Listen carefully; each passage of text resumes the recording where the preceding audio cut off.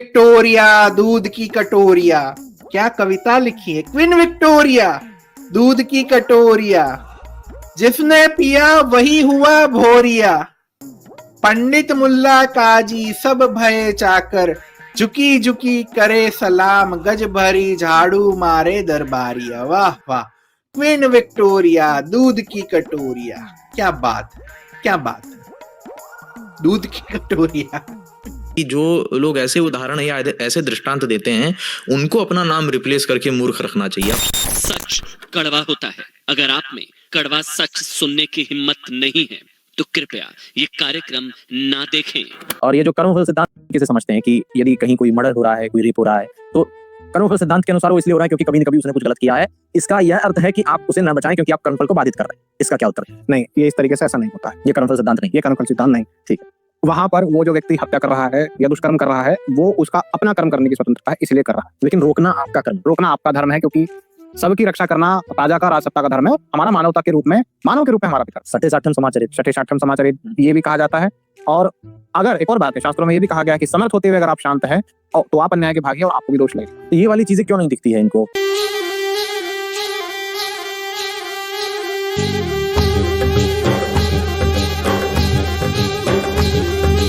ये इतना तो देख लेंगे कि हाँ ठीक है, कुछ भी हो रहा है तो उसके पीछे कहीं ना कहीं प्रारब्ध और पुरुषार्थ को लगाएंगे तो कर्मफल का सिद्धांत काम तो कर रहा है। पर इससे वो जो घटना है दुष्कर्म की या रेप की, वो जस्टिफाई हो रही है। ये कैसे कर्मफल सिद्धांत जस्टिफाई नहीं हो रही? जस्टिफाई तो बिल्कुल नहीं हो रही है। देखिए, अब आपने कहा ना कि रेप हो रहा है, तो इनका क्या कहना, पिछले जन्म में ऐसा कर्म किया होगा तो अगले जन्म में वो पुरुष बनेगी, वो लड़का स्त्री बन जाएगा, वो उसका बलात्कार कर देगा। फिर अगले जन्म में जिसका बलात्कार हुआ है वो बलात्कार करने वाला बन जाएगा, और वो पीड़ित जो है वो फिर दोषी बन जाएगा। तो इसका कोई अंत नहीं है ना, इस चक्र का अनंत चक्र है, इसका कोई अंत नहीं है। तो इस प्रकार की उदाहरणा दर्शन के विरुद्ध है। ये नहीं।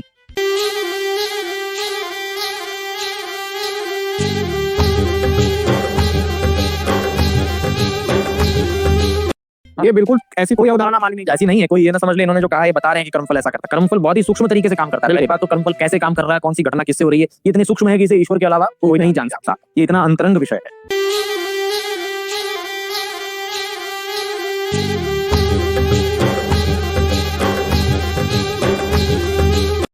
दूसरी बात, जैसा आपने कहा कि साइकिल तो चलता ही जाएगा, तो यदि कुछ गलत हो रहा है तो हमें रोकना ही आदेश भी तो वेद में कहा है कि आपको अपने कर्म अच्छे करने हैं। तो कर्मफल का ये अर्थ नहीं है कि कुछ हो रहा है प्रति प्रश्न होते रहे। हाँ, लेकिन ये कर्मफल सिद्धांत और ये सब ऐसे समझते हैं जैसे गुड्डे गुड्डे गुड़िया का खेल है। जैसे बाइबल में कंसेप्ट है ना, 3 चीजों का, वो एक होली स्पिरिट है, फादर है, सन है। जैसे खिलौने जैसे कंसेप्ट होते हैं, कहानी कहानी कहानी, ऐसे इन्हें कर्मफल लगता है। जबकि कर्मफल सिद्धांत कितना रिगरस कंसेप्ट है, इसी के आधार पर, अलग अलग कर्मफल की व्याख्याओं के आधार पर इतनी टीकाओं में विरोध है।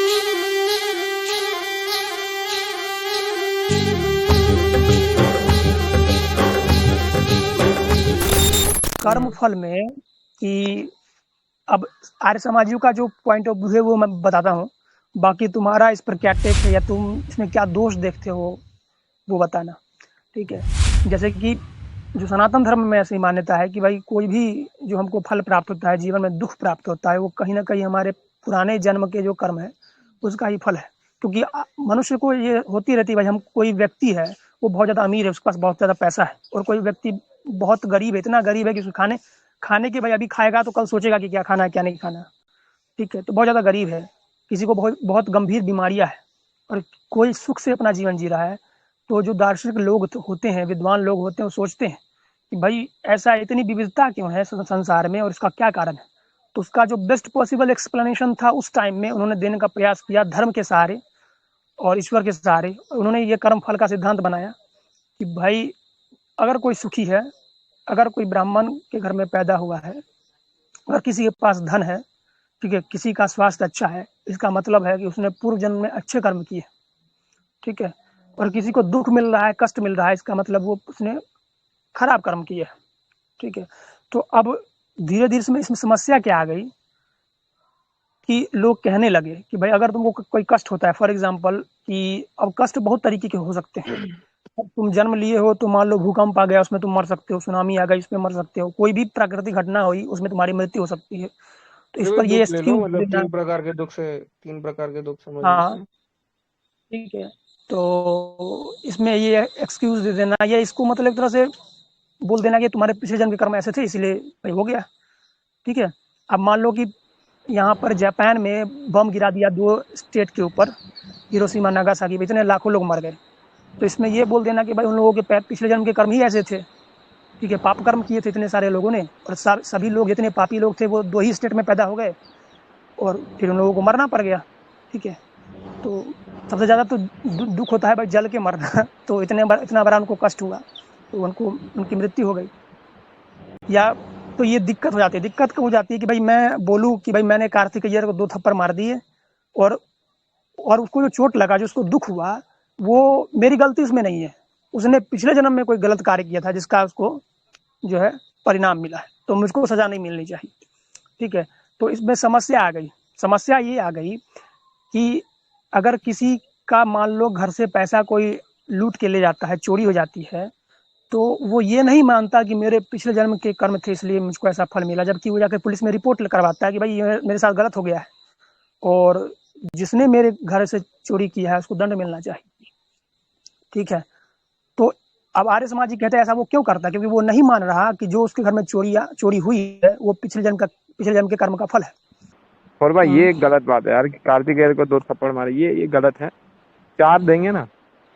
आर्य समाज मैं कह रहा कि जरा बताना जरा एक बार।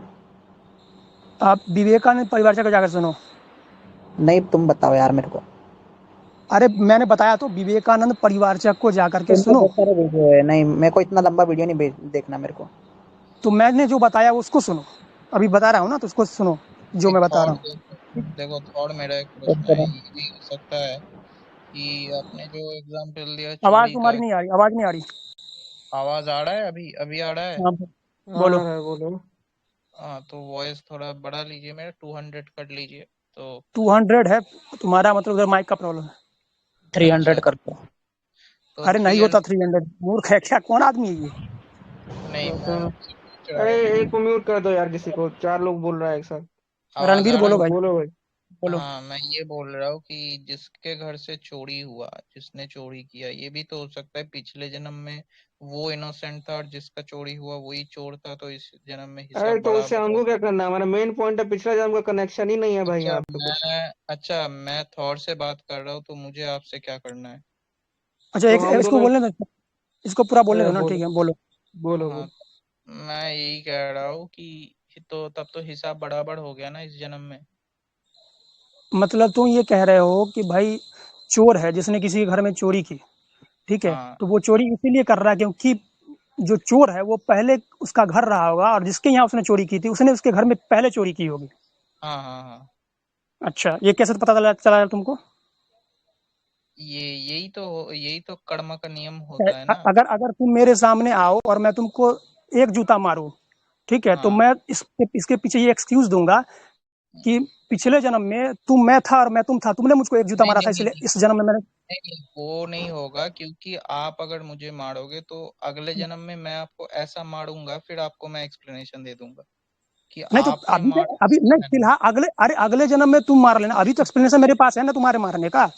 मान लो कि तुमको नहीं, अगर अरे तो मेरी बात तो सुन पहले, तू हाँ अगले हाँ जन्म में देख लेना, अभी जो मैं तुमको जूता मारूंगा तो इसका मेरे पास है ना हाँ एक्सक्यूज कि भाई तुमको जो हाँ दंड मिला उसमें मेरी गलती नहीं है, तुमको जो थप्पड़ हाँ, लगा या जूता लगा उसमें मेरी गलती नहीं है, वो तुम्हारे एक्सक्यूज तुम आपने तुमने ये पिछले जन्म बोला में ना। मुझे मारा था।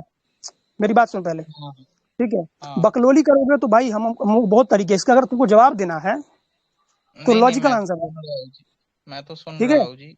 हाँ तो अब सुनो मेरी बात, मैं इसका एक्सक्यूज ये दूंगा कि भाई तुमको मैंने जो थप्पड़ मारा या जूता मारा वो पिछले जन्म में तूने मुझको हाँ मारा था, इसीलिए मैंने तुमको मारा है, अब तुम मुझको पलट के नहीं मार सकते।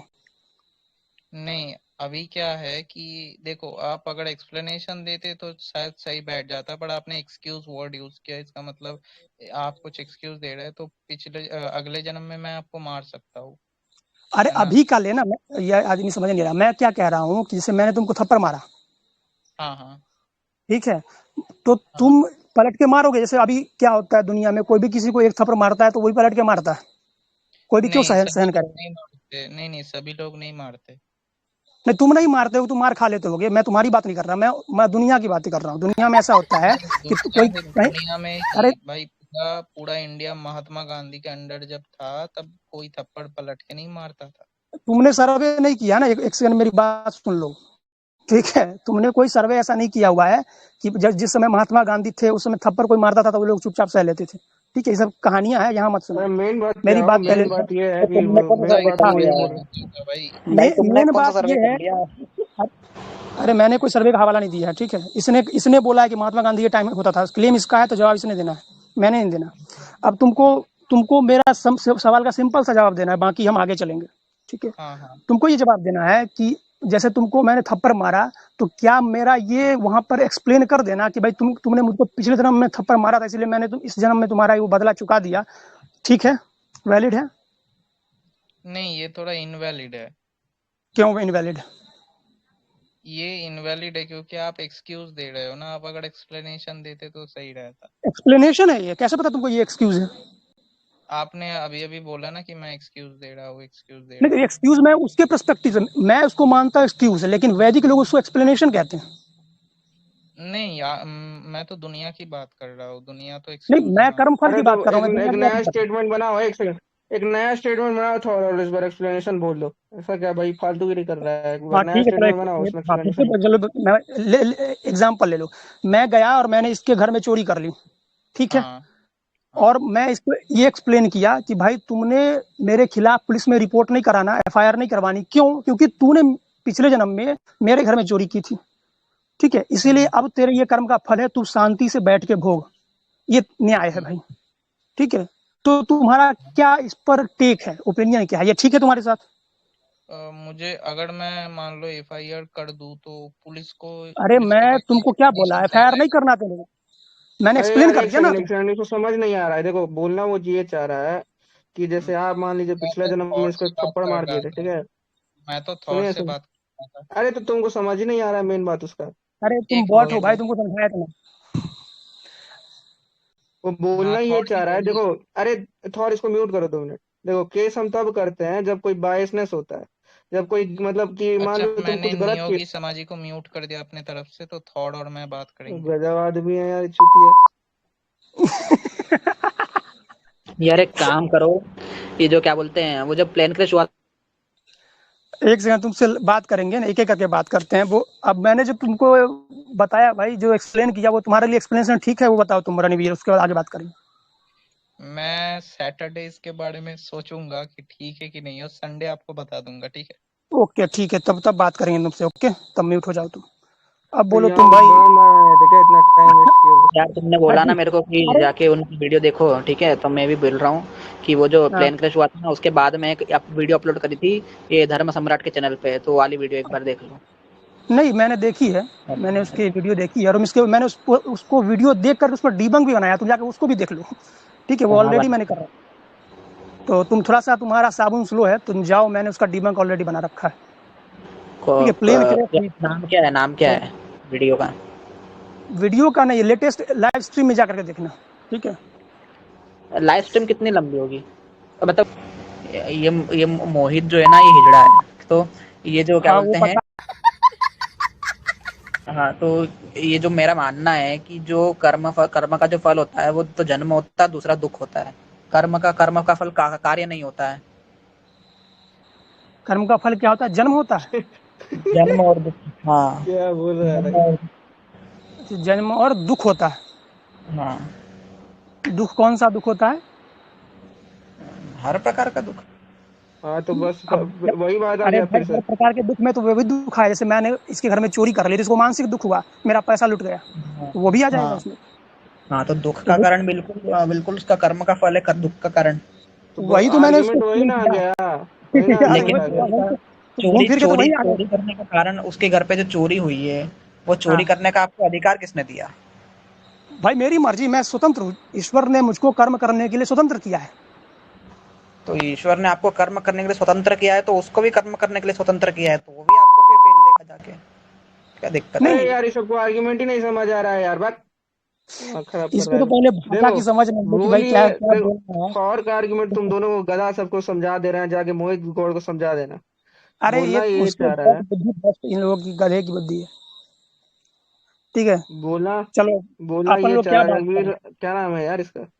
रणवीर ये अलाहाबादिया ये बोलना ये ये चाह रहा समझ है। नहीं पाया कि मैं क्या बोल रहा हूँ। मैं ये बोल रहा हूँ कि भाई उसके घर में जो चोरी हुई है वो उसका दंड है उसको, अब वो कुछ क्लेम नहीं कर सकता वही वही वही हमारे। बात है यार, सही बात है। अरे बोलना, इसको और आसान भाषा में समझा देते हैं। देखो, जैसे तुम चोरी किए मान लो पिछला जन्म में किसी का, या तुम कोई दूसरा तुम्हारा चोरी किया, अब उसको तुम बोल रहे हो कि ये मेरा पिछला जन्म में चोरी किया, और तुम उसके घर पे जाके अब चोरी कर लिए, तो अब वो तुम्हारे घर पे गया, तुमको कोई एक्शन नहीं ले सकता है लीगली, यानी कि वैदिक उसके हिसाब से क्यों नहीं ले सकता है? क्योंकि हिसाब बराबर हो चुका है। समझ रहे हो? ठीक है। वैसे वैसे ये जो मैं आर्गुमेंट्स दे रहा हूँ ना, ये आर्गुमेंट इन लोगों को समझ नहीं आ रहा, लेकिन आर्य समाजियों ने इसको बहुत अच्छे तरीके से समझा था।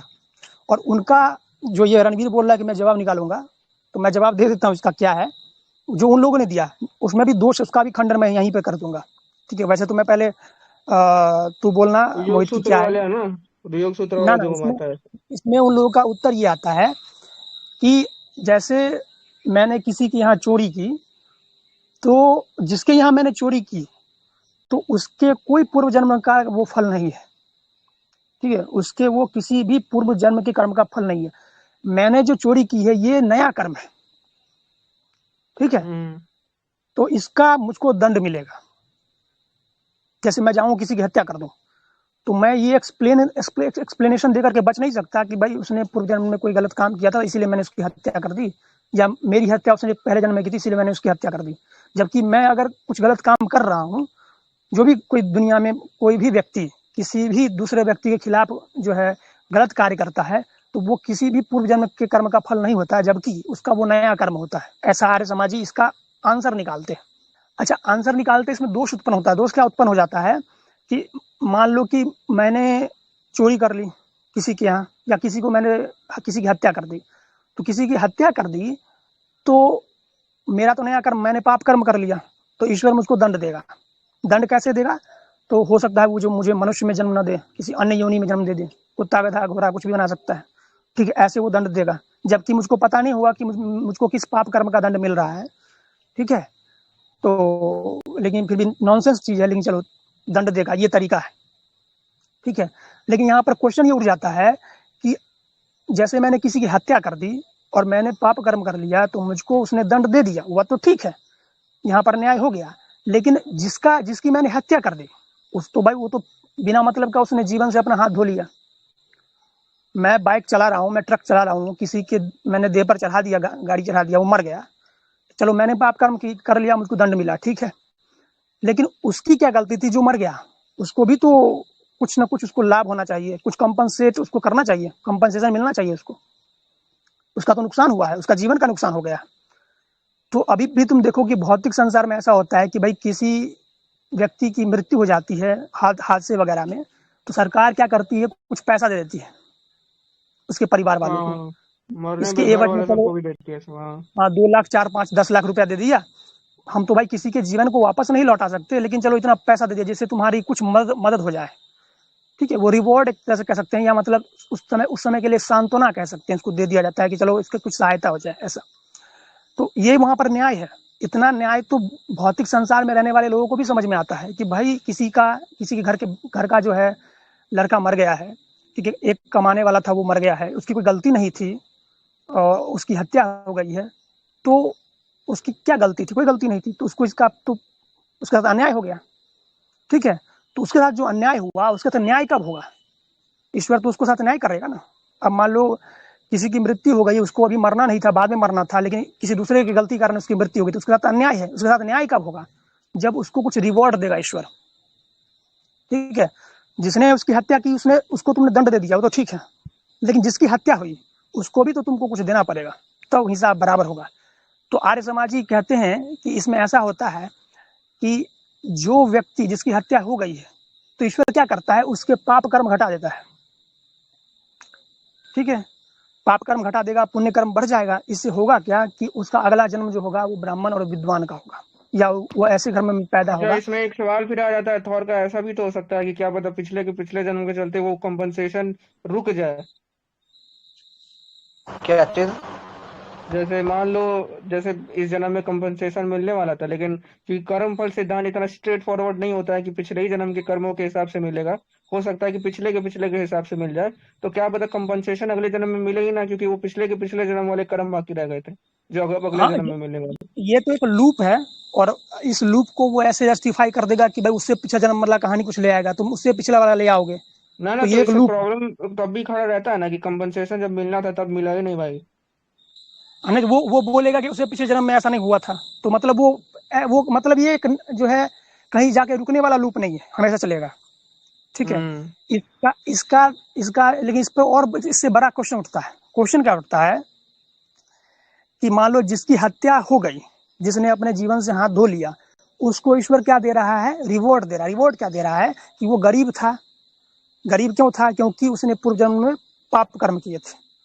ठीक है, मतलब कि पाप पुण्य कर्म उसके कम थे, लेकिन पाप कर्म से ज्यादा थे पुण्य कर्म, क्योंकि आर्य समाज ऐसा मानते हैं कि पाप कर्म पुण्य कर्म अगर बराबर होते हैं तो मनुष्य का जन्म मिलता है, शुद्र मनुष्य का जन्म, जो गरीब होता है वैसा। ठीक है, मनुष्य का जन्म मिल जाता है। जितना पुण्य कर्म ज्यादा बढ़ता जाता है उतना अच्छा योनि हमको, मतलब मनुष्यों में ही अच्छा उच्चतम पोस्ट हमको मिलता जाता है। जैसे विद्वान का घर मिलेगा, मुकेश अंबानी घर में पैदा हो जाएंगे, वगैरह वगैरह। ठीक है, तो अगर कोई गरीब मर रहा है, गरीब को धक्का लग गया, उसकी हत्या हो गई, मर गई, तो ईश्वर ने उसको क्या किया? उसके पाप कर्म घटा दिए। अब पाप कर्म जैसे ही घट जाएगा तो होगा क्या कि पुण्य कर्म बढ़ जाएगा, ऑटोमेटिक बढ़ जाएगा। तो उससे क्या होगा? उसको अच्छा जन्म मिल जाएगा, तो उसको फिर जो है उसको रिवॉर्ड मिल जाएगा। ईश्वर रिवॉर्ड कैसे दे सकता है? ईश्वर रिवॉर्ड यही तरीका ही देने का, उसको अच्छा जन्म दे देना, अच्छे परिवार में भेज देना। ठीक है, क्योंकि ईश्वर जो है एक मनुष्य की लिमिटेड आयु है। मान लो कोई 40 साल में मर गया, उसको 60 साल और जीना था, तो अगले जन्म में मनुष्य का जन्म लेगा तो उसकी एज वो 200 साल नहीं कर सकता है। वो लिमिट है कि भाई वो एक मनुष्य की इतनी ही आयु है, उससे ज्यादा नहीं बढ़ा सकता है। ठीक है, तो आर्य समाजी इसका उत्तर देते हैं कि भाई वो रिवॉर्ड इसी तरह से देता है, पाप कर्म घटा दिया, उसको उत्तम परिवार में जन्म दे दिया, सुखी परिवार में जन्म दे दिया। ठीक है, समस्या यहाँ पर ये आ जाती है, इससे उसमें उसका फायदा है। फिर तो मैं क्या करूं, जितने गरीब लोग हैं सबकी हत्या कर दूं, और मैं भाई पुण्यात्मा का, मैं कहूंगा कि मैं धर्म कार्य कर रहा हूं। क्यों? क्योंकि मैं इसकी हत्या करके इसको मुकेश अंबानी घर में पैदा कराने का मेरा वो है कि वहां पैदा होगा, तो इसका तो उसमें फायदा है ना। ठीक है, जैसे वैदिक लोग क्या करते हैं कि भाई जानवर को हम मार रहे हैं तो उसमें फायदा है इनका, क्यों? क्योंकि स्वर्ग जाएंगे। ठीक है, तो वैसे ही जो गरीब जिसकी मैं हत्या कर रहा हूँ, किसी की भी मैं हत्या कर रहा हूँ, तो उसको अंततः फायदा ही है, उसको इसको रिवॉर्ड देगा। और रिवॉर्ड में जो अभी ये कुत्ते वाली जिंदगी जी रहा है, जिसमें इसको खाने के लाले है, जो अगले जन्म में जाएगा तो अच्छा जन्म, अच्छा जगह पर पैदा होगा, तो उसको कोई दिक्कत नहीं होगी।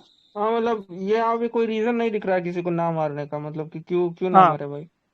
तो ये यहाँ पर एक प्रॉब्लम आ जाता है। एक तो तूने वो लूप वाला प्रॉब्लम बताया, वो तो प्रॉब्लम है ही।